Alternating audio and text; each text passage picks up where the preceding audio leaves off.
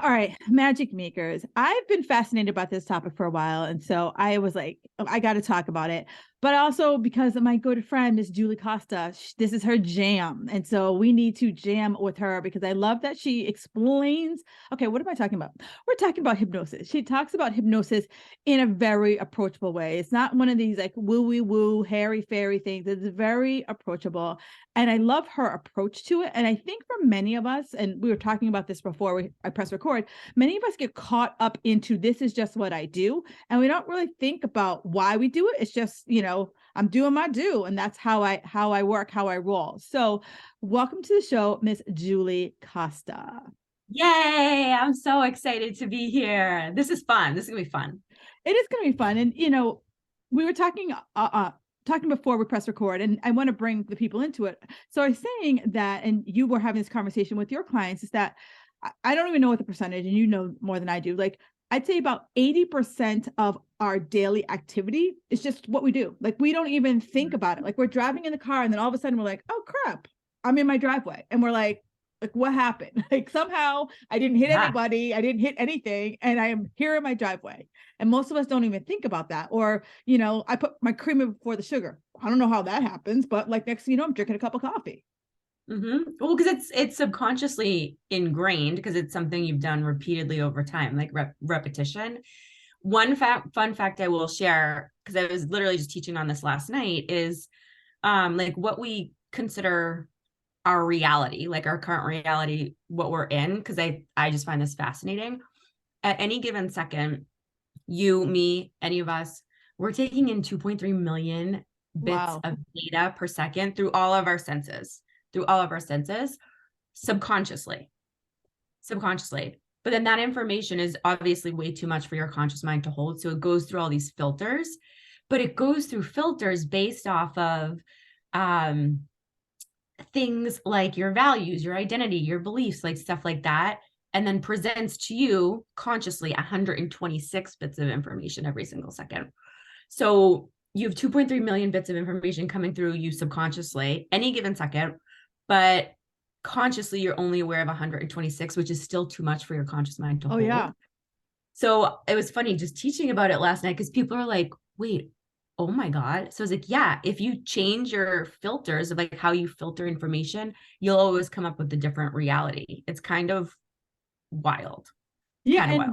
And it's funny because it's like, I also think of like one of the main reasons why I work with a coach, many reasons why you work with a coach is because I know I can't see the trees for the forest. Mm-hmm. Yep. And someone else will come in with a different perspective and they'll be like, that's a maple tree right there. And you're like, a maple tree? And you're just like, what? Like, I can't believe I never saw that maple tree. And it's been there the whole time. Yeah.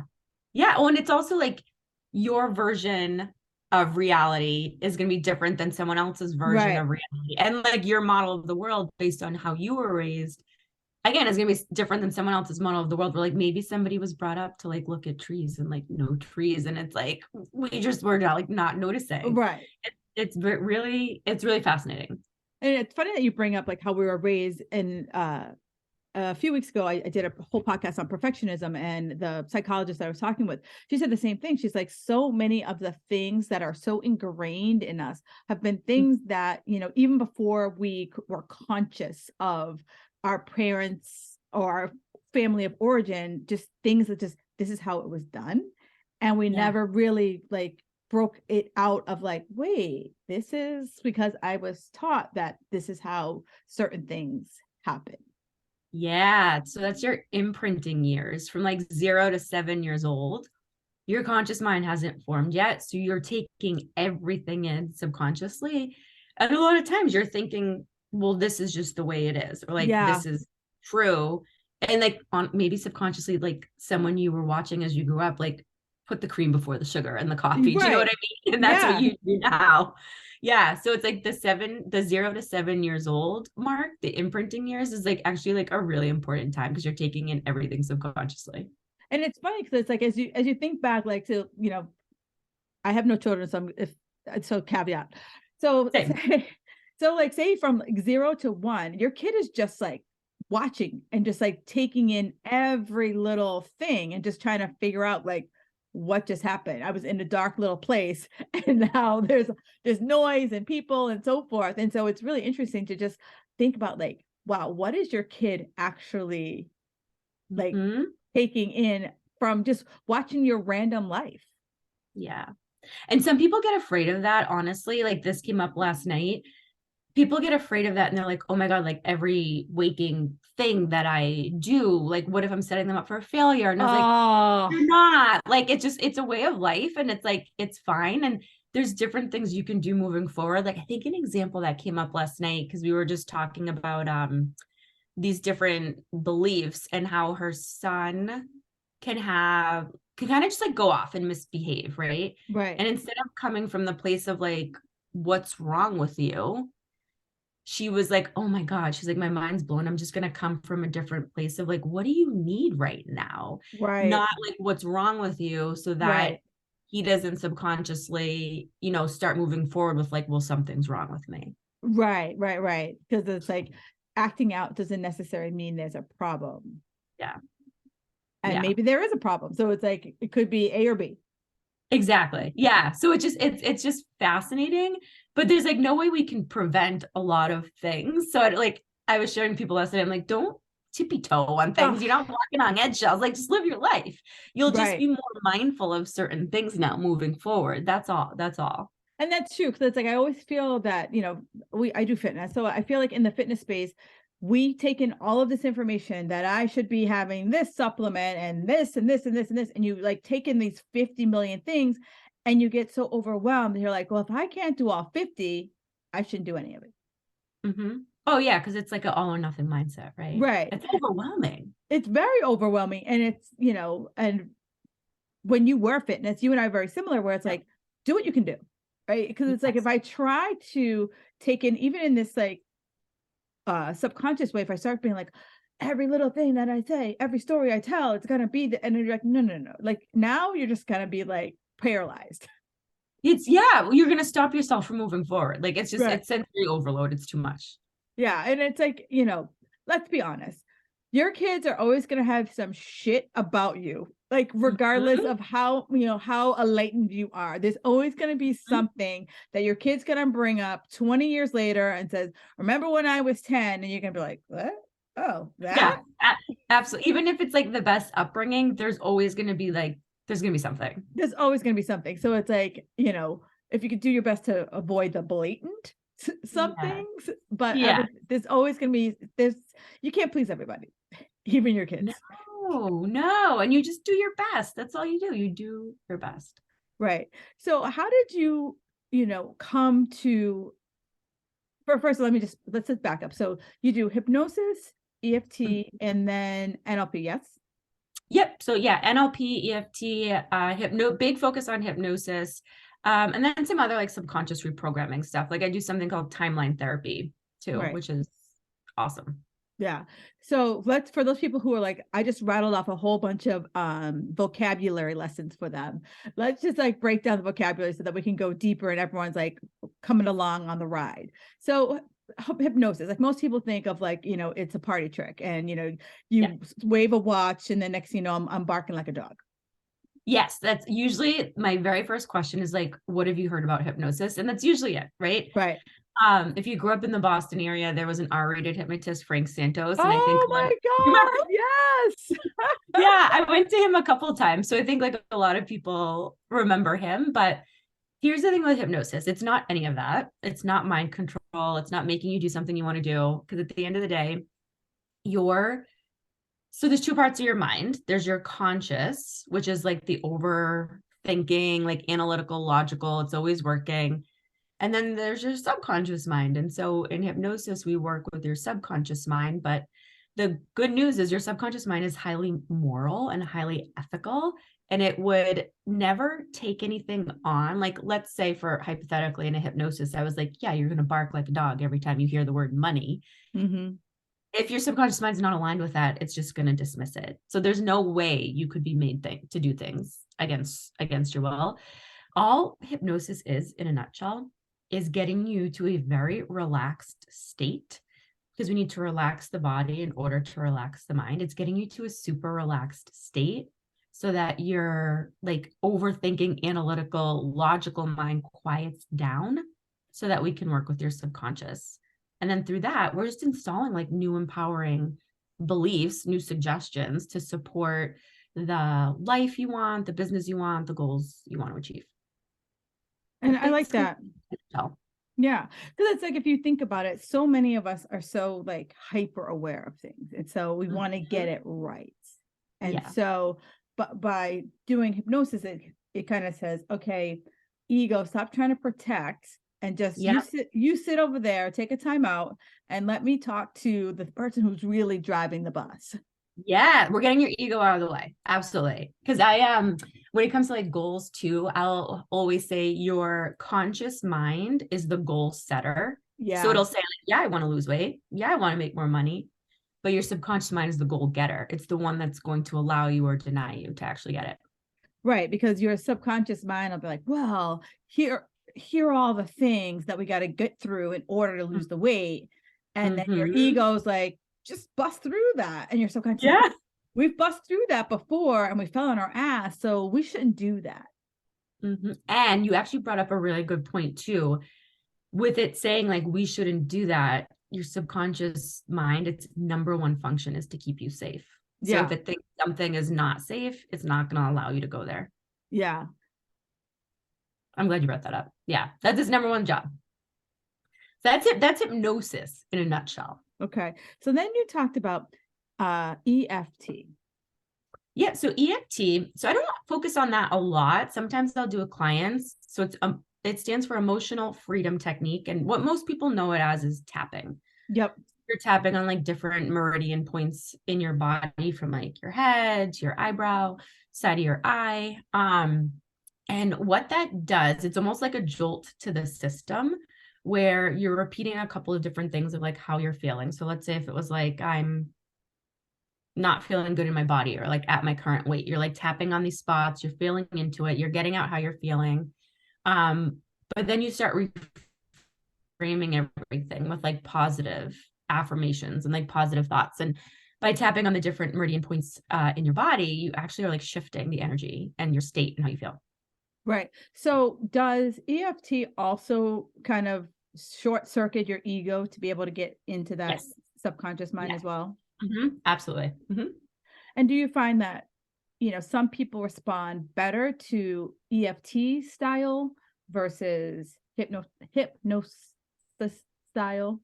That's a good question. I don't know if I can say I've seen a difference, because my focus is primarily hypnosis, where I'll dabble in some things with clients. Like if they're really stuck on like a limiting belief, I'll bring in tapping.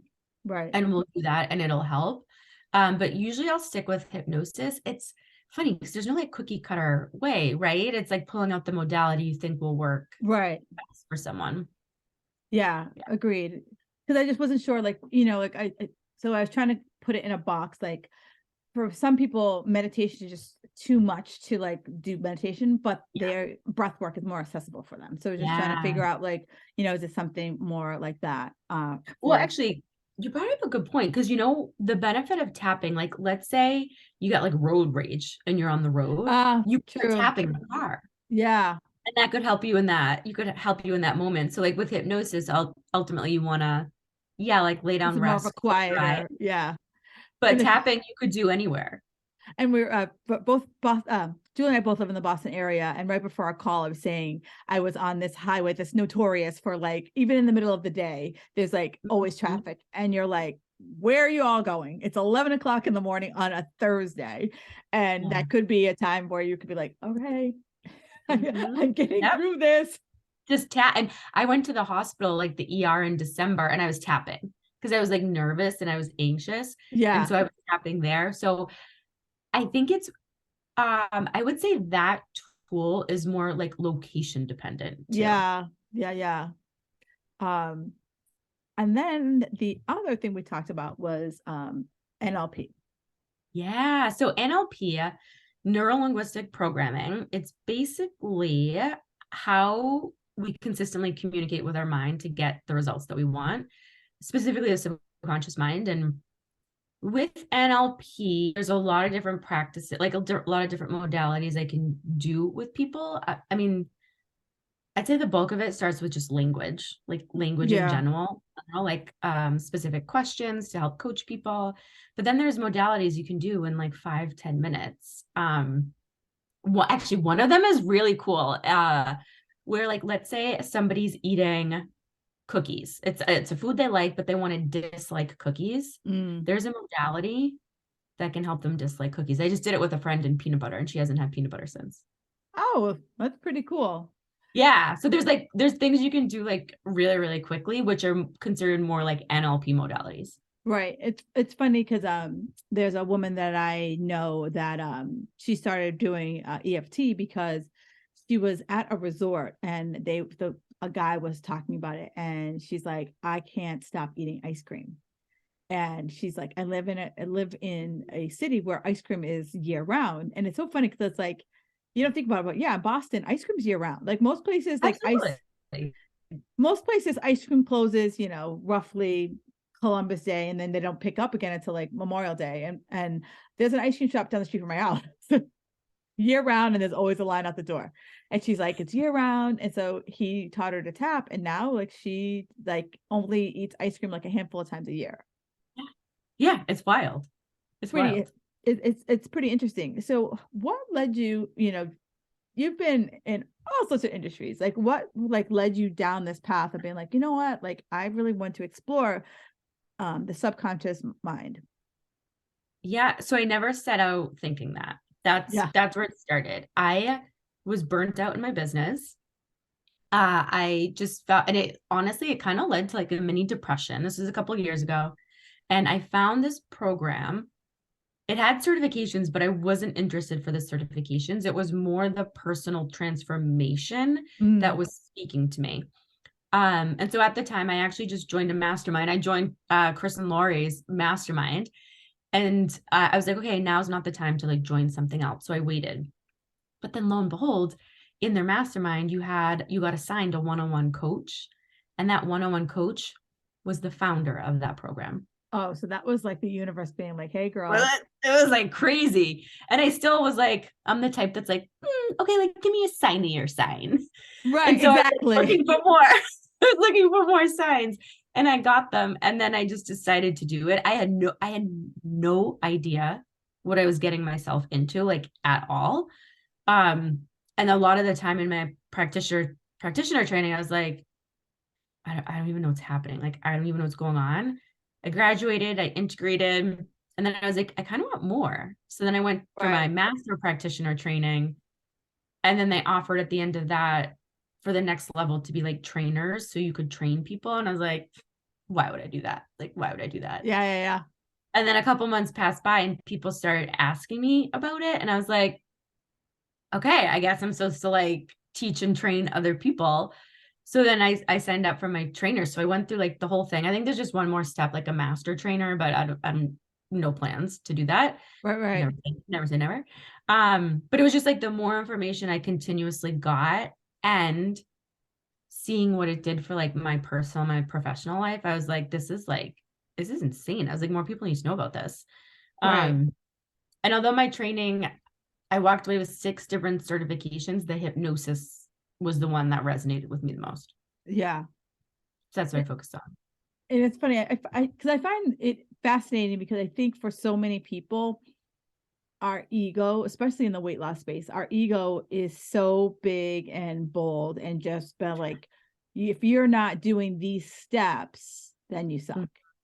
And Oh, meanwhile, your subconscious brain remember certain things you did. And mhm. so it's kind of like we can take it to this level, and then we're nervous about the other side. Like we don't want to open the door because like we don't know what's going to happen. Yeah. And even like that whole time in like my first training, I felt, talk about like my ego is in the way big time. I felt so stupid. And the Mm-hmm. whole time I was like, what am I doing? You don't know anything. Like that's what kept coming up for me because of things from my past subconsciously. Um, so that learning curve was like a big deal for me, like to go through the learning. But yeah, it's wild. Yeah, no, and it's like, I feel like anything you do, like even in the weight loss space, for years, and you and I both kind of started around the same level. Like we were told eat 5 meals a day. This is the way. Like if you don't eat 5 meals a day, like, oh Lord. And now like research is showing like, you don't really need to do that. And a lot of people are there, like they just program themselves like this is what I need to do. And to like rewire that is like this huge big thing, and so many of us are caught up into like it's my identity, like this is what I do. Yeah. And if I try to move them away from the 5 meals, it's like I'm trying to take away their firstborn kid. Yeah. Well, because it's so ingrained in them that that's what they Yeah. should be doing. It's hard.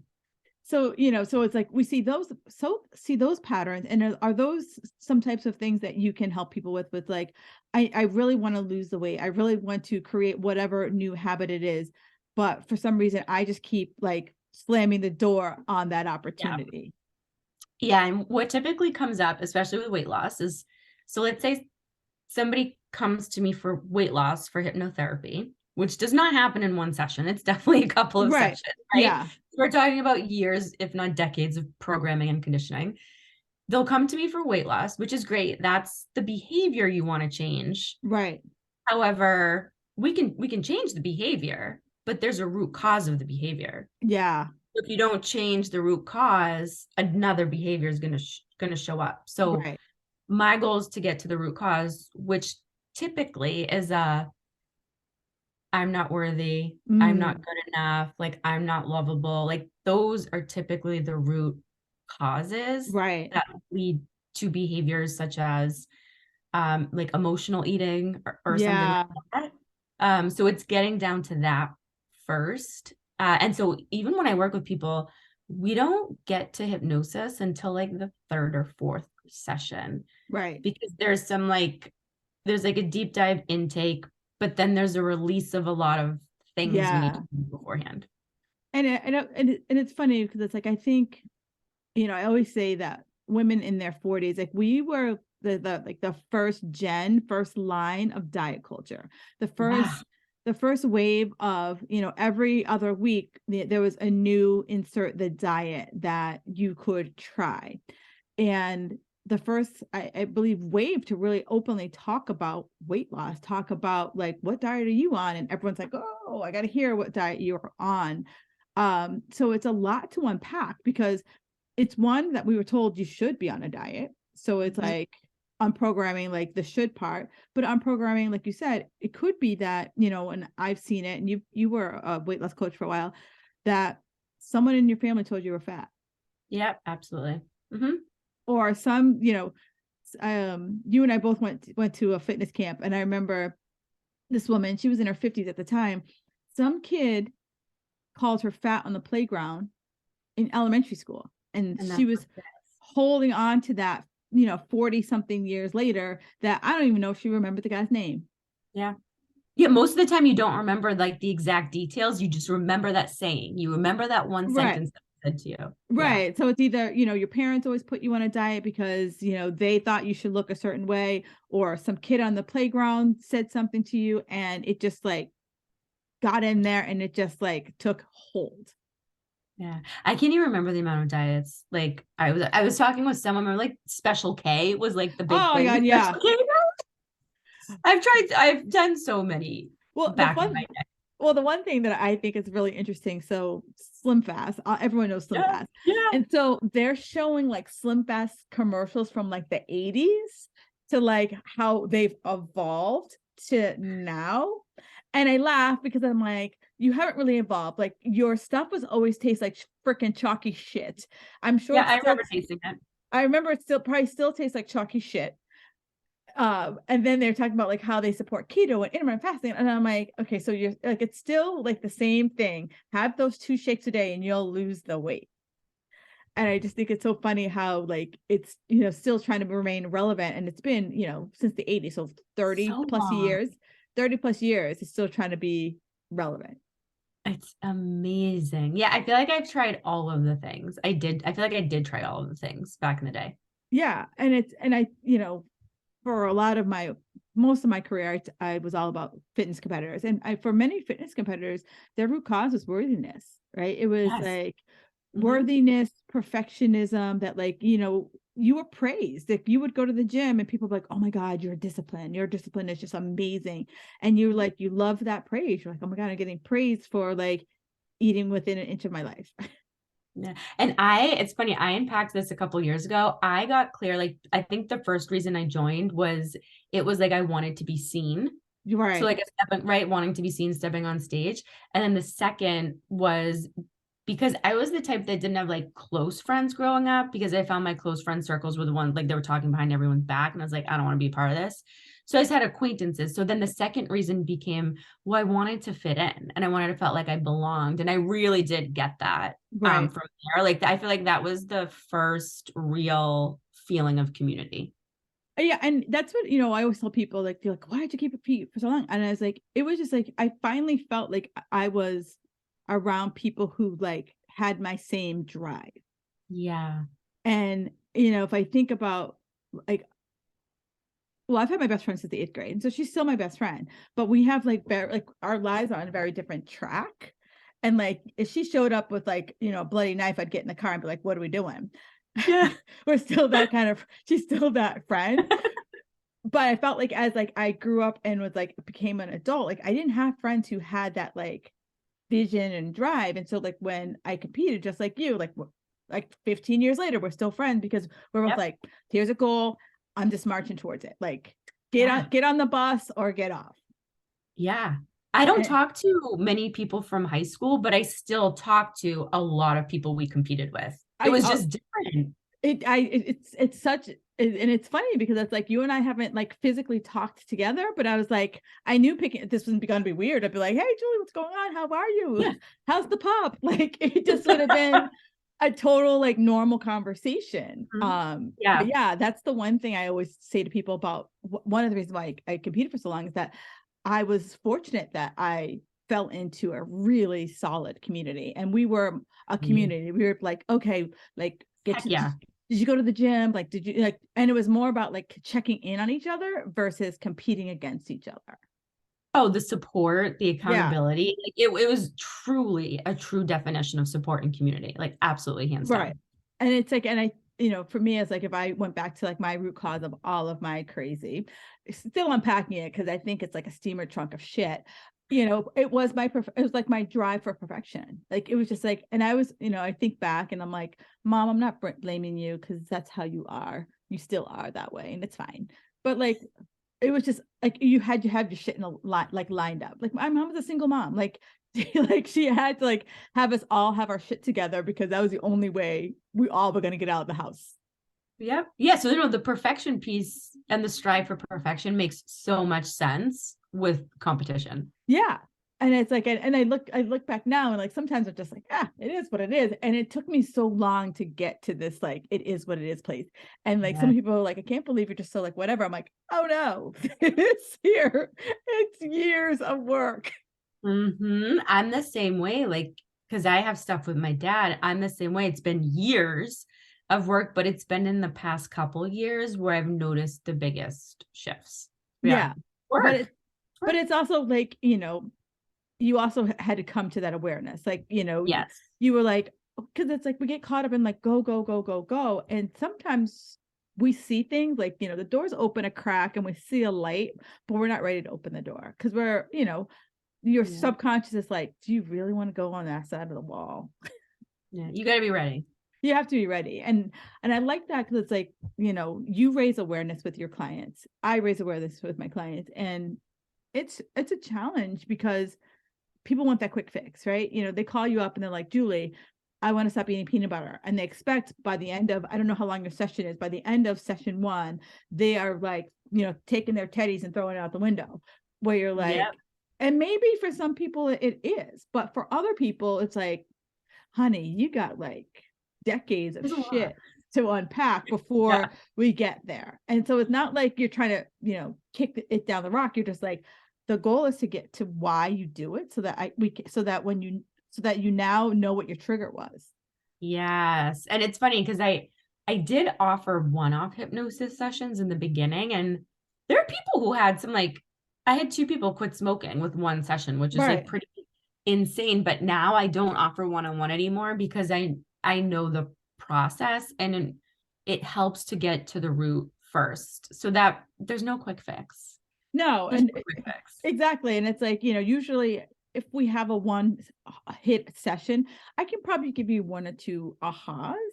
But Mhm. I know that as soon as life's, you are going to, your habits are going to take over. Your subconscious is going to be like, oh, this is too fucking hard. And I got to go back to doing whatever it is that you did. And there's a basketball coach, and she was giving this speech, and she goes, everybody wants easy, but easy is earned. Yeah, I love that. Yeah, and I just like it went because you said it, because it's like, yeah, everyone's like, yeah, Kim, I can do this, I can do this, I can do it great. And I'm like, all right, let's call me in 30 days. Let me see if you're Mhm. doing it. Because all of a sudden, the kid's schedule got busy, or work got busy, or whatever. And you slowly creep back to you. Yep. And it's just like, it's consistency over time. It's like the same Mm. mundane, I don't want to say mundane, but I'm just going to use But mundane. no, The use same Monday. small mundane steps, right? That build Right. up over time, especially when it comes to like fitness, nutrition, and weight loss, like, and health. Absolutely. But But we I want love that quick fix. but I love how you use mundane, because I was talking about this. I remember when Instagram stories first came out, and they're like, document your day. And I was like, my day is freaking boring. I'm I like, know, right? I do the same shit every single day. And then the coach at the time I was working with, she's like, Kim, how many of your clients strive to Mhm. do the habits you have, that Yeah. you that you just think it's boring? And I was like, you know what, you're right. And I always tell people, I'm like, I go, nutrition is boring. Like, everyone wants the shiny object. And I was like, my salad every single day ain't shiny. It took me a long time to get to there, but it's not shiny. Yep. or Yep. or like It's small mundane. small mundane, like variety. Like, for a lot of people, variety is like, when I say add a little variety to your nutrition, they think it's like every day, every meal has to be like Martha Stewart. That's And too I, much. It's right, overwhelming. right, I'm not Martha Stewart, and I have no aspirations to be her, although I would want to meet Snoop Dogg. But other than that, I have no aspirations. But I'm like, varieties for me, I'm like, one day it's spinach, next week it's arugula. Like, that's variety for me. It's funny. I'm the same way because my meals throughout the week are pretty standard and the same because it's just easy. I'm like, Right. I don't have the brain capacity to think of like, okay, like what's my lunch going to be every single different day? Like, and I'm actually very content eating the same thing throughout the week, and then knowing like on the weekends, like then I'll like spice it up and stuff like that. Or our dinners are different because I'll like make us dinners. But yeah, I'm fine with the same thing every day. Right. And It's it's like, easy. it's easy, and it's like, it helps my subconscious brain from all the shit I'm taking in, like, trust me, I don't know how many people I follow on the TikTok that have amazing meals that I will never fucking make. It's too much. It's too I'm much. like, It's too that much. looks fabulous. I'll never make that. But we save it, right? I I know I save everything. I save it because I'm like, one day Yeah, I one might day. I might make it. But I'm like, my salad is like, I'm like, the only thing I change is the lettuce. Sometimes it's cabbage, Yep. sometimes it's red, sometimes it's green. Yeah, I'm the same way too. And I like that. And I sometimes I think it's important to remind people of that because, like you said, there can be that expectation of like, well, no, you need to switch it up every single day. And it's like, Right, no, you can keep it the same and you'll be fine. right. And so, when people are coming to you, do you primarily have a set thing you work with people on, or is it pretty much any block they're trying to work through? Yeah, I'd say primarily it's business. So like actually like business owners feeling like stalled in different places of their business. But I mean, I pretty much work with everybody. It's just that's what I market online. But then because a lot of people know me, they'll reach out. So like I am working with a woman right now on weight loss, specifically emotional eating. Again, I've done like quitting smoking, biting fingernails, help with study, like focus for an exam. Like it's been like such a mix of different things. Right, Because at the end of the day, it's like I was saying, like the behavior you're coming for, it's really not that at the end of the day. It's like we're really working on the thing that's triggering it. right. And and for a lot of people, it could be, you don't know. I mean, you don't know what you don't know. Yes. Yeah. Yeah.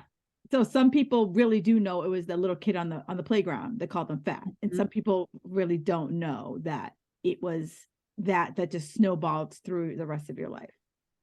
Yeah, and it's funny because in a first session, I'll have people like detail, like, great, like, what are the significant negative events that happened in your life? We don't like reassociate, rehash, but it's like, great, how old were you? What happened? What emotion were you feeling?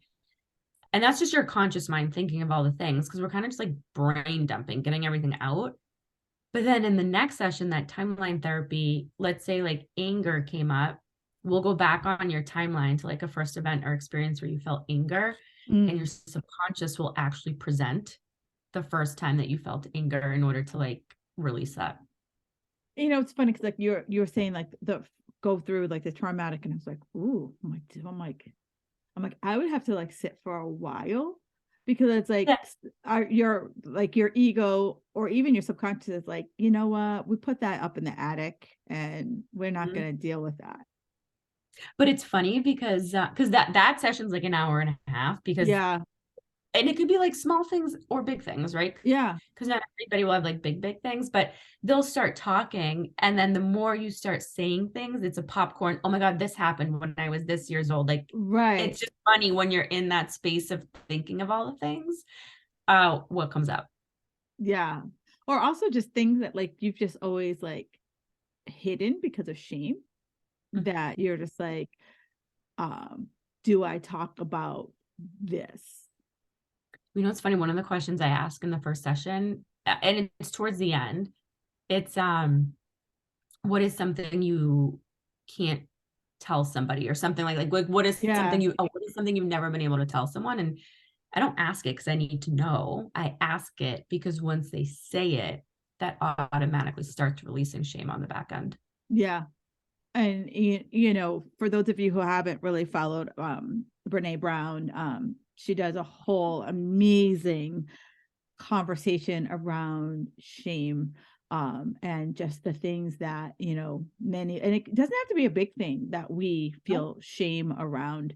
You know, I know for, you know, there's a lot of women out there who feel shame that one, they can't lose the weight, right? We feel shame that maybe we got divorced, and you know, it was, the divorce was your idea, and everyone's like, oh, so and so is such a great person, how could you divorce them? So Mhm. there's a lot of things you can feel shame around that.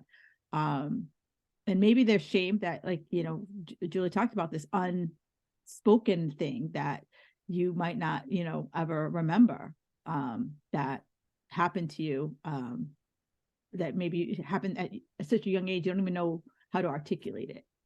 Yeah. It's interesting, like stuff that does come up. And again, it's not that I need to know. Right. It's more because it supports you on the back Right. end. Yeah. And so it's like, you know, like anything, many of us don't give ourselves enough patience to make the transformation. You know, we say, I want the transformation, but, you know, we think it's Amazon Prime. Like I talk about it on a Monday, You and always say that, and I love that you always say that. yeah, because it's like everyone thinks that they wake up on Monday, and by Friday, if it's not on my front doorstep, ringing my doorbell, then Yeah. I'm a loser. And so then by next Monday, you're off looking for the next shiny object to save you from yourself. And then the Mhm. second place is that we don't give ourselves grace. Like, you know, like, okay, maybe I told myself I was going to have one more glass of water this week and I just didn't do it. Then all of a sudden, like, you make it more like I suck. Mhm. And the thing is like nothing has a meaning until you give it a meaning. Right. And, you know, that there for me, like, was a lot of woo.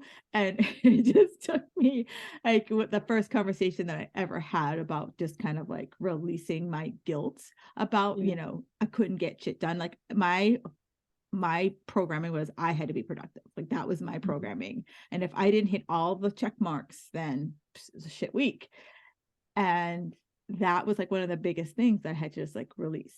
And that was Yeah. really hard. That was just So really hard because you're so like you want to like hold on to it because you've held on to it for so long. right. You know, I think about, I think about when people are holding on to so much other random stuff. It's like, you know, you go to the grocery store and you're like, I'm going to the grocery store and I'm picking up carrots and I'm picking up milk.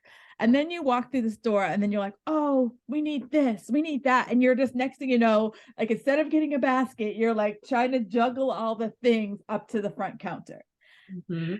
And so that was me. I had to like juggle everything to the front damn counter. And I remember the first coach to me said, well, Kim, what if you just did 3 things a day? That was scary as hell. I was like, How what? did you start progressing towards that? She was like, well, she asked me, she's like, could you just go cold turkey? You know, she's like, hey, today's Thursday. She's like, I want you to think, she's like, between now and Monday, I just want you to write your to-do list. Instead of writing 50 things that you have to get done in a day, could you write 3? She like still put the 50 on there. She goes, but highlight the 3 things that you're like, these are the things I'm going to get done and focus on. And I was like, you know, of course, I was like, you don't fucking know.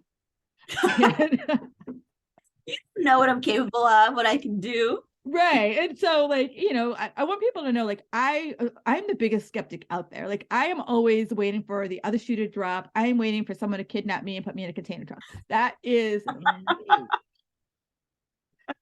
So for me to make when I started working on my mindset, it was just really like, I'm like a freaking like tough nut to crack. Like, you have to bring a sledgehammer and a backhoe. And so when that was like really eye-opening for me, that I was like, and she's like, once you get those 3 things done, check with your energy. If you feel like you have a 4th in you, do that 4th. And that was just like the thing that just like blew my mind, that I did those 3 and I felt really accomplished. And I was like, you know, do I want to do that 4th thing? And it was really like interesting that I asked myself the question. I didn't just dive in. I was like, she said, ask the question. And from that moment on, I was like, I have to start asking myself questions versus just being so used to doing the things. Right. Like, oh, I checked off 3, let's go. And Yeah. so it was, you know, for those people listening, like, this isn't trust me, like I said, I got a whole steamer trunk of shit still working on. But But who doesn't? First, right. I want to say, like, I always say this to my clients. I'm like, I wish you all could hear each other. Like, I just wish you could, Yes. because you wouldn't feel so alone in terms of like, everybody has stuff. Right. We all have stuff. And it's like, I feel like, you know, social media has kind of like put on these like rose-colored glasses, because it's like, you know what, my house is never going to be clean. I posted on my story today, there was a video about how you fold your sports bras and fold all of your workout gear. I was like, no, I ball my bras up in a ball and throw it in a drawer. Like, Oh yeah, mine are just in a drawer. right. That's how I will fold my leggings, but like, I'm not going to fold my bras. I don't fold my underwear either. Like, that's just who I'm not that person. But there are people out there who are that person. And like, social media makes me think, well, should I? I'm like, no, hard no. No. If Hard it no. doesn't feel good, no. And it doesn't Whoa. mean there's anything wrong with you either Right. if you're not doing that. My drawers are like an awesome game of lost and found every single time I get dressed. Well, let me ask you this though. What do you do with socks? Do you match socks? I do match socks because Okay, I do too. I have 500 pairs of white socks, all different flavors. Okay, because so many people don't match socks and just pick any 2 and wear them. And I'm like, that I can't do for some reason. If I like double down on like one brand of sock, I could do that. But I Yes. have like so many different socks that it would just make me crazy. Like, one's more cushy, one's a little bit more thinner. Like, that would make me crazy. I'm the same way too, because I see people and I'm like, I can't do that. That would feel weird on my feet. If it was like the same brand, like I have Bomba socks. Bomba is a Bomba. So if it was 2 Bomba socks and one was purple and one was green, I could do it. But if one was a Bomba and one was like a thinner sock, the whole day I would be off. That's a lot. Yeah. It's a lot. I was curious. Just because you brought that up, I'm like, oh, I'm curious. Because I went to someone's house the other day and they had on 2 different ones. And I was like, how do you do that? Yeah, no, that's unholy for me. That's unholy for me. Like, my husband, and it's funny, like, my husband hates to match socks. He'll fold all the laundry and leave a pile of socks. And I'm like, and I find that relaxing. Like, I'll just like watch TV and I'll like match socks. Like, that's relaxing for me. I like it too. Like, I don't mind laundry, but it's funny because there are people that just don't. Oh yeah. I mean, my laundry is like literally sitting in a pile for like the past week. It's fine. Always. Yeah, and my bag is still like, I went away this weekend. My bag's probably gonna sit there for another Well, I'm going away in a couple of weeks. So it's probably going to sit there until I go away. And then I'll just unpack what I haven't pulled out. When you're ready. Yeah. It's just waiting for the next trip. It is just waiting for the next trip. My trip was in April. I probably would go away, but it's in 2 weeks. Yeah, you're fine. So why bother? I love it. But yeah, I love that. I love this because I feel like, you know, as you were saying, as I'm taking in this information, so you said, I don't remember the numbers, but like it was like 2 million pieces of information and only like 1 million get through. What happens to the other million? Does it go into storage somewhere? Yeah. So what happens is, so it's 2.3 million bits per second that come through your senses. So like what you hear, what you see, what you touch, you know, what you smell, what you taste. And so then it goes through a process where your brain, it like deletes information, like it just deems it unnecessary. So it gets rid of it. It distorts information if it doesn't match your expectations, or it generalizes information. And then it goes through filters of like beliefs, value, identity, that stuff to give you, you're only left with 126 bits of information consciously, which is still too much for your conscious mind to handle. It's kind of crazy.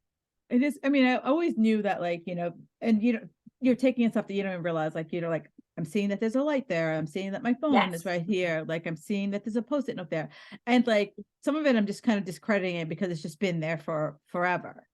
Yeah. And like if your computer's making like a humming noise, like that's something else. You know, there's things you're taking in, like we just don't consciously even like think of it. Or like I remember when I would work at the gym, like when you first got to work, you heard the music. And then by the end of your shift, unless it was like an abrupt music change, you never heard it. It was just like in the background. Yeah. So many things. Like, let's say if there was a dog barking across the street or like in the distance, like you're picking that up, but it's not like bothering you, right? It's just, there's so many things coming, but you're only left with 126 bits of information. Yeah. Because then the subconscious mind will like store things or delete things. Yeah. No, and I really like that. So if like someone was like, you know, saying, you know what, this is like pretty fascinating, pretty interesting. What was like, so I'm going to say from two perspectives. One, I'm like, you know what, that's really fascinating. I know I have some shit that I need to unpack. You know, how would I work with you on that? Yeah. So right now, my hypnotherapy program, I say hypnotherapy, but we do a couple modalities in there. I do 8-session and 12-session packages, because your first 3 sessions, it's like a deep dive. We're getting to the root of some things. The second session, we're doing some like timeline therapy. So we're releasing a lot of the emotional charges behind feelings, so that, let's say there's a feeling of fear or something like that. It's not to say you'll never feel a feeling again. You're a human being. Right. But, the emotional charge, it goes away, which means you can meet things now with a neutral energy when you feel that feeling, which allows you to take different actions and then get different results. So that's the second session. I do breath work, hypno breath work in the third. So it's like I do 8 and 12 session packages. And I always do free consults with people, because when it comes to hypnosis, I always say there's 3 things for you to be successful. 1, you need to feel in trust with who you're working with. Yeah. That's why if someone jumps on a consult and they don't feel good working with me, I would never take offense, because it's your journey, it's not mine. And I'm happy to refer to other people. So I say there's that. And you also need to be just like open to the change. I'm sorry, not open to the process. Yeah. And really want the change. Like those 3 things. Yeah. So yeah, I always say like a free consult, just to like jump on and chat. And because hypnosis is still, like you said, it can be woo-woo and skeptical to people. So I want to provide the space for people to ask questions too. Right. And then the second place is someone who's like, you know what, this sounds really interesting. And I've always been interested in any variation, the NLP stuff, the EFT stuff, or the hypnosis stuff. You know, how would someone like kind of go down that path? Yeah. So now I can teach, train, and certify other people. I do have a coaching certification program. We're currently in the first cohort. So we had our second call last night. And my goal is to run it once a year. So the next one will be 2024, because it's going to be a year-long program. Whereas the beginning of the year, it's like the learning and you get certified by the end of June. Summer off for integration. But then I really want to add a post-grad component, because it's like, after graduation, it's like, great, see you later. Congratulations. Yeah, exactly. And then you're in the real world, and there's going to be things like, well, how do I implement this into my business? And these things are coming up. And so it's going to be like a more mastermindish in the fall with your peers that you went through to support you in post grad. Yeah, it's funny that you say that, because I always feel like every, certification program out there is like, okay, in these X number of weeks, you'll be able to do A, B, and C. But then they're like, and Yeah, no bye. one, right. And no one like ever, it's like, okay, so now that you know all this stuff, how do you actually apply it in the real world? Because it's like, because I remember when I did my, personal training certification, like no one ever said like, this is how you train people. Like half the No. shit in my certification, I'm like, I don't talk about this with my clients at all, Yep. ever. Yep. And so like no one ever came to me and be like, okay, you have a stressed out 50-year-old woman and you're trying to like do all this stuff with her. Like, and she just wants you to talk to her. Like no one ever shared that with you. Nope, not at all. And with like when I went through my training, we didn't have like like I'm also doing practice partners, so they're required to have hours Yeah. outside of our live calls to be continuously practicing, because I Yeah. really want to set them up for success. And like we do have business coaching calls that are optional throughout the program, like now. But yeah, it's the post grad when you're like out in reality, out doing this stuff. It's like the things that come up, you want to be able to have a space to continuously like get the support and ask questions.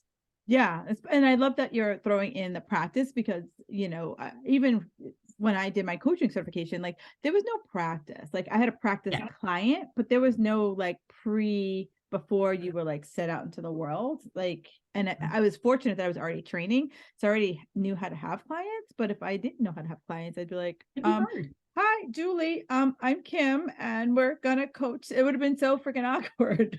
Right? Yeah, it'd be hard. And so like I'll do breakout rooms with them on our live calls, but I was like, no, like I think I put in 8 to 10 hours or like practice partner hours where like you do have to continuously practice, because like it's just gonna make you feel better Yeah, and more exactly. confident. And more confident, because it's like, like you said, you walked the first time you decided to really do this work, you walked in the room and you were like, everyone's gonna know that I don't know No what I'm idea what I was doing. no idea what I was doing. So yeah, so I firmly believe in that. And I think they start their practice partners like next week. So it'll just be like fun to see how it unfolds. Yeah. And it also just, I think for me personally, I know on my journey building my business, it's really nice to meet friends who Yes. are like in the same place as you, so that like as you grow your business, it's like, oh my God, do you remember when we didn't know shit? And you're able to like connect, Yeah. or like just questions, like I have like a mini mastermind and like someone's like, oh, MailChimp start charging more money. Like, what do you Yeah. use it? Like that Yeah. you, You have people to connect with. yeah, It's important. Like just like when we're talking about fitness competitions, like you have that right. community, like it also creates that community with the like-minded people. It's Right. important. So you don't feel stupid if you ask, a question that you think like well, someone already knows that answer, and Yeah. it's well beyond them. So, Yeah. Julie, so we talked about how you can meet people. You're very active on the socials. Where can people find you on the socials? Very active on the socials. I feel like Instagram's like my main jam. So what is my handle? Julie.m.costa. M as in Mary. And then it's also the same on TikTok too, julie.m.costa. But I feel like Instagram's easier if like you want to have a conversation, Oh my God, right? yeah. Than TikTok. So I always say like Instagram's like my main jam. Yeah, because it's so easy to go down a rabbit hole on TikTok. Oh my God. So I refrain and I only try to do it like once a day. Yeah, I Yeah. give myself like a 15-minute like timer, because it's so easy to be down a rabbit hole of like all the things there. So easy. So yeah, Instagram. Yeah. That's where I hang out. Awesome. Well, thank you so much for this. This was just absolutely fabulous. And for those of you listening, I hope that this kind of gave you a bridge to be like, maybe some of the patterns that you're repeating, it's not you. It's that programming that is one supposedly kind of supposed to keep you safe, but it's also preventing you probably from living your best life. So if you want to unpack any of that, please speak with Miss Julie. You can find her on the gram. All of her stuff will be in the show notes, and reach out to her, follow her, because she does a lot of great little tidbits in her social media. Julie, thank you Yay. so much for coming on the show today. Thank you.